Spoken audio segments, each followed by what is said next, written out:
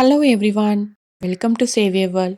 என்னோட வீடியோ பார்த்துட்ருக்க உங்க எல்லாருக்கும் ரொம்ப நன்றி. என்னோட வீடியோ உங்களுக்கு பிடிச்சிருந்துச்சுன்னா, என் சேனலை சப்ஸ்கிரைப் பண்ணி எனக்கு சப்போர்ட் பண்ணுங்க. இன்னைக்கு விலாக் பார்த்தீங்கன்னா, மார்னிங்லேருந்து தான் ஸ்டார்ட் ஆகுது. எப்பவும் போலவே லஞ்ச் ப்ரிப்பேர் பண்ணுறது தான். மார்னிங் ஃப்ரெஷ் அப் ஆயிட்டு ஃபர்ஸ்ட்டு நான் எடுத்துக்கிறது இந்த தண்ணி தான். ஒண்ணும் இல்ல, ஒரு 10, 15 கருப்பு திராட்சை நைட்டே நான் ஊற போட்டு வச்சுருவேன். மார்னிங் பிரஷ் பண்ணதுக்கப்புறம் ரெகுலராவே இந்த வாட்டர் தான் இப்பலாம் எடுத்துக்கிறேன். ஸ்டார்ட்டிங்கில கொஞ்சம் கஷ்டமா இருந்துச்சு. ஆரம்பத்தில நான் வந்து டீய விட காஃபி தான் எனக்கு ரொம்ப பிடிக்கும். ஸோ மார்னிங் வந்து எப்பவுமே காஃபி தான் எடுத்துப்பேன். ஸோ ஆஃப்டர் கொரோனாக்கு அப்புறம் தான் இந்த மாரிலாம் நான் சேஞ்ச் பண்ண ஆரம்பிச்சேன் அப்டின்ட்டு ஒரு வீடியோல கூட நான் ஷேர் பண்ணியிருந்திருப்பேன். இப்போ ஒரு 3 இயர்ஸாவே நான் இதுதான் இப்போ மார்னிங் எடுத்துக்கிறேன். ஸோ இது எடுத்ததுக்கப்புறம் எனக்குமே உடம்புல நெறைய சேஞ்சஸ் தெரியுது. மெயினா பார்த்தீங்கன்னா, பீரியட் இஷ்யூஸ் வந்து எனக்கு இல்லாம இருந்திருக்கு. ஏன்னா நெறைய பேருக்கு ஹீமோகுளோபின் கம்மியா இருக்கிறனால பீரியட் ப்ராப்ளம் வரும். அப்புறம் ஹேர் ஃபால் இந்த மாரிலாம் நெறைய பிரச்சனை வரும். ஸோ எனக்கு வந்து அதெல்லாம் நல்லாவே கண்ட்ரோல் ஆயிருக்கு அப்டி தான் சொல்லுவேன். அதுவும் மெயினா பார்த்தீங்கன்னா, ஸ்கின் க்ளோ வந்து நமக்கு ஆட்டோமேட்டிக்கா கிடைக்கும். எதுவும் நம்ம அப்ளை பண்றத விட, நேச்சுரலாவே நமக்கு வந்து ஸ்கின் க்ளோ கொஞ்சம் கலரிங்கும் நமக்கு குடுக்கும். ஸோ அதனாலேயே நான் இத வந்து ரெகுலராவே நான் எடுத்துட்ருக்கேன். இது ஒண்ணு மட்டும் எடுத்துக்கிறனால நமக்கு எல்லா ப்ராப்ளமும் சால்வ் ஆகும் அப்படின்னு பார்த்தீங்கன்னா, அப்படி நான் சொல்ல மாட்டேன். இது கூட இன்னும் ஒரு சில திங்ஸும் நான் பண்ணுவேன். மொளக்கட்டின பச்சைப்பயிறு, கொண்டைக்கடலை ஸோ இந்த மாரி எடுத்துக்க ஆரம்பிச்சுட்டேன் மார்னிங். ஸோ இத ரெகுலராவே பண்ணும்போது ஆட்டோமேட்டிக்கா எனக்கு வந்து பாடியில சேஞ்சஸ் தெரிய ஆரம்பிச்சது. இதெல்லாம் நம்ம உடனே சேஞ்ச் பண்ண முடியுமா அப்படின்னு கேட்டிங்கன்னா, கொஞ்சம் லேட் ஆக தான் செய்யும். எது ஒண்ணுமே நம்ம உடனே சேஞ்ச் பண்ணி ரெகுலர் பண்ண முடியாது.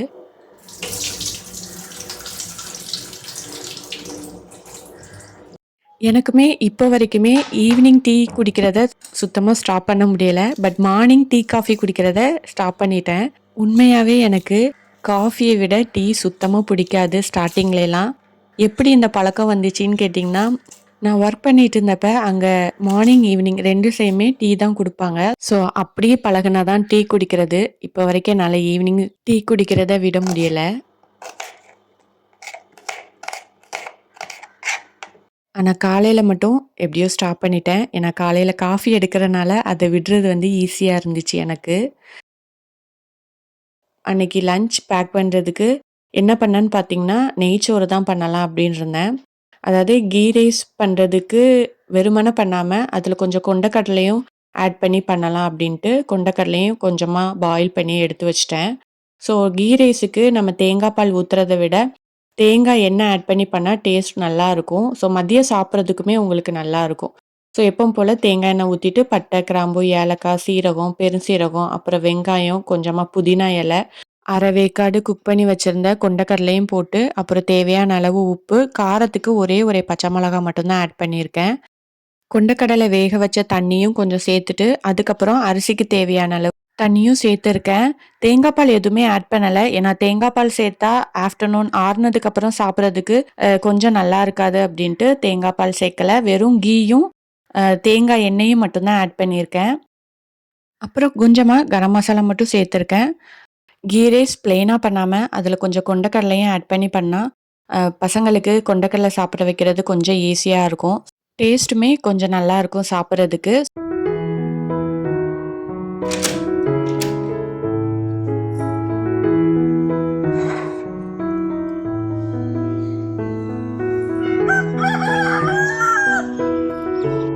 எப்பவுமே கொஞ்சம் கிச்சன் வேலைய முடிச்சுட்டு, அதுக்கப்புறம் தான் வெளிய உள்ள வேலைய பார்க்க வருவேன். இப்பலாம் ஒரு 6:30க்கு மேல தான் வெளிய கொஞ்சம் வெளிச்சம் வருது.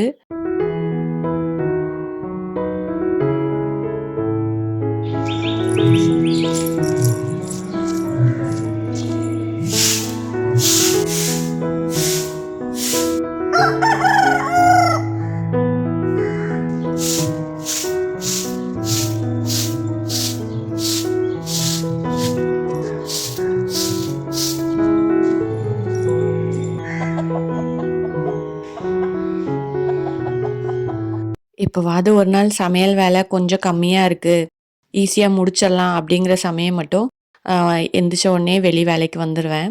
இல்லன்னா கொஞ்சம் வேலைய முடிச்சா தான் நமக்கும் இந்த கோலம் போடுறதெல்லாம் கொஞ்சம் ரிலாக்ஸா பண்ண முடியும். இல்லன்னா அடுத்து வேலை இருக்கு, அந்த ஒரு மைண்ட் செட்லயே ஏதோ ஒண்ணு பண்ணி வச்சுட்டு போயிருவேன். மோஸ்ட்லி சின்ன கோலம் தான் போடுறது. ஏதாவது ஒரு ஃபங்ஷன் அந்த மாரி சமயம் மட்டும் பெரிய கோலம் போட்டு கலர் கொடுப்பேன். மத்தபடி மெயினா பார்த்தீங்கன்னா, இந்த 3 புள்ளி கோலம் தான் எப்பவுமே எங்க வீட்டு வாசல்ல இருக்கும். ரொம்ப பெரிய பெரிய கோலம்லாம் போடுறதில்ல.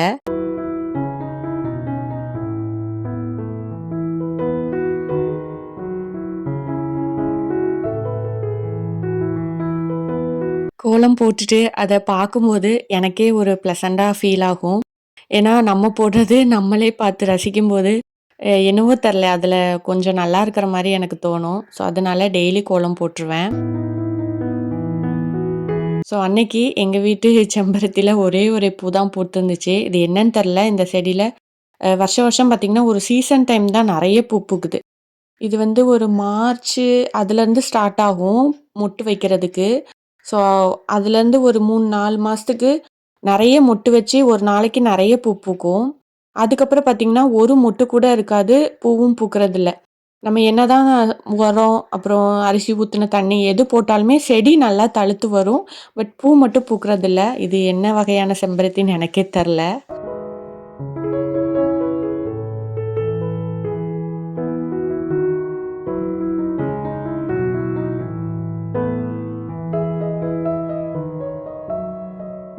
ஸோ வெளி வேலையெல்லாம் முடிச்சுட்டு குக்கர் ஓப்பன் பண்ணி பார்த்தா கீ ரைஸ் ரொம்பவே சூப்பரா வந்திருந்துச்சு. ஃபைனலா கொஞ்சம் கீ ஆட் பண்ணி நல்லா மிக்ஸ் பண்ணி விட்டுற வேண்டியதான்.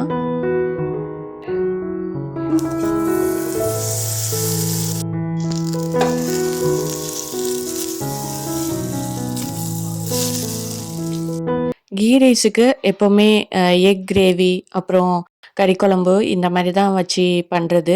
அன்னைக்கு வெஜிடபிள்ஸ்லாம் வச்சு ஒரு கிரேவி தான் பண்ணியிருந்தேன். ஸோ 2 ஸ்பூன் பட்டர் ஆட் பண்ணிட்டு, கொஞ்சமா சீரகம், அப்புறம் கொஞ்சம் பெருசீரகமும் சேர்த்துக்கிறேன்.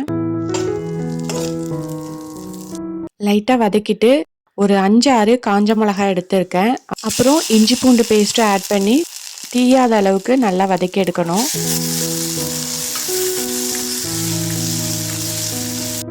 பெரிய சைஸ் வெங்காயம்னா 1, இல்லன்னா சின்ன சைஸ் வெங்காயம்னா 2 கொஞ்சம் பெருசாவே கட் பண்ணி சேர்த்துக்கிறேன். அதையும் நல்லா வதக்கி எடுக்கணும். இது எல்லாமே நல்லா வதக்கிட்டு மிக்ஸியில போட்டு அடிக்க போறோம். ஸோ, அதனால ரொம்ப குட்டி குட்டியா கட் பண்ணணும்னு அவசியம் இல்ல. அப்புறம் தக்காளி 2 தக்காளி எடுத்திருக்கேன். Medium size. பெரிய தக்காளினா 1 இல்லன்னா ஒரு சின்ன தக்காளி எடுத்துக்கிட்டா போதும். ஸோ, அதையுமே போட்டு நல்லா வதக்கணும். தக்காளி கொஞ்சம் வதங்குறதுக்காக கொஞ்சமா உப்பு ஆட் பண்ணிக்கிறேன். அப்புறம் இதில வந்து முந்திரி பருப்பு கொஞ்சம் ஆட் பண்றேன். ஸோ, டேஸ்ட் நல்லாயிருக்கும் அப்படிங்கிறனால. ஓரளவு வெங்காயம், தக்காளி நல்லா வதங்கிருச்சு. இந்த ஸ்டேஜ்ல நம்ம ஆஃப் பண்ணிற வேண்டியதான். இத ஆற வச்சு நல்லா மிக்ஸியில போட்டு அரைச்சு எடுக்கணும். ரொம்ப தக்காளிலாம் கொழைய வேகணும்னு அவசியம் இல்ல.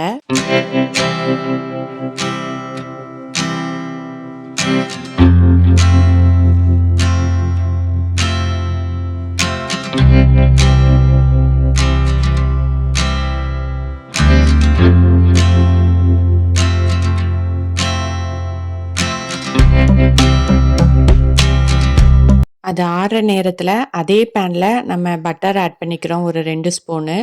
இதுக்கு வந்து எல்லாமே பட்டரே ஆட் பண்ணி பண்ணா டேஸ்ட் ரொம்பவே நல்லாயிருக்கும். அதனால நான் பட்டர் ஆட் பண்றேன். சரி நீங்க ஆயில் இல்லன்னா கீ கூட ஆட் பண்ணிக்கிறலாம். ஸோ எப்பவும் போல பட்டை, கிராம்பு, ஏலக்காய் ஆட் பண்ணிக்கிறேன். இதுக்கு வந்து காய்கறின்னு பார்த்தீங்கன்னா, நம்ம இஷ்டம் தான். என்ன காய்கறினாலும் எடுத்துக்கலாம். நான் கொஞ்சமா கேரட், அப்புறம் பீன்ஸு, பச்சை பட்டாணி இதுதான் எடுத்திருக்கிறேன். இதில காலிஃப்ளவர், உருளைக்கிழங்கு இதில வேணுனாலும் ஆட் பண்ணிக்கிறலாம். காய்கறி வேகறதுக்காக கொஞ்சமா உப்பும் சேர்த்து நல்லா வதக்கி எடுக்கணும்.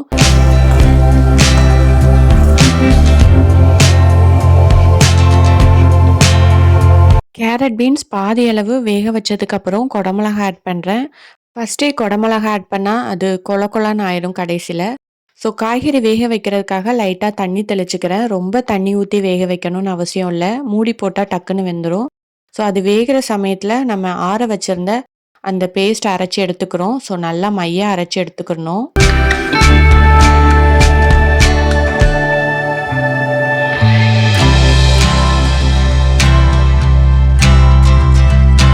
இப்போ காய்கறிலாம் நல்லா குக் ஆயிருச்சு.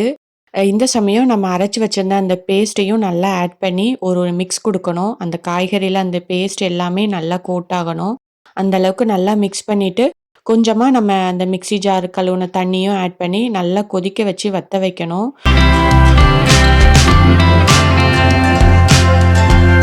ஸோ ஓரளவு வத்துனதுக்கப்புறம், நான் பால் ஆடையோட சேர்த்த பால் தான் எடுத்திருக்கேன். வெறும் பால் இல்ல. அதில கொஞ்சமா பால் ஆடையும் இருக்கும். தேங்காய் பால் எதுவுமே ஆட் பண்ணல. நம்ம நார்மலா பசும்பால் இருக்குல்ல, அதுதான் ஆட் பண்ணி, ஒரு 1 ஸ்பூன் அளவு கரம் மசாலா மட்டும் தான் ஆட் பண்ணியிருக்கேன். வேற எந்த ஸ்பைசஸும் ஆட் பண்ணல. லைட்டா 1 ஸ்பூன் சுகர் ஆட் பண்ணி நல்லா மிக்ஸ் பண்ணி விட்டீங்கன்னா, கிரேவி சூப்பரா ரெடி ஆயிரும். இது கீ ரைஸ், அப்புறம் சப்பாத்தி, நான் இதுக்கெல்லாம் ஒரு சூப்பரான காம்பினேஷன். இது அப்படியே ஒரு ரெஸ்டாரண்ட் ஸ்டைல் டேஸ்ட்ல தான் இருக்கும். நல்ல ஒரு க்ரீமியா இருக்கும் இந்த கிரேவி. இது நம்ம பன்னீர்ல கூட ட்ரை பண்ணலாம். நல்லாருக்கும். ஸோ நீங்களும் ட்ரை பண்ணி பாருங்க. இதுவரைக்கும் உங்க வேல்யூபிள் டைம என் கூட ஸ்பெண்ட் பண்ணதுக்காக ரொம்ப ரொம்ப நன்றி. பாய்.